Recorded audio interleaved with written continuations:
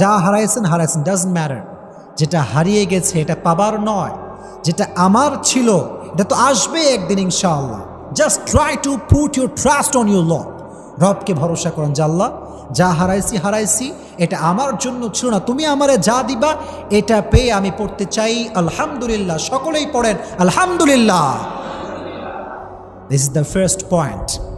If you wanna overcome, যদি মায়া কাটাইতে চান আল্লাহর আয়াত স্মরণ রাখবেন যে আমি যা পাচ্ছি না, মায়া, খুবই মায়া।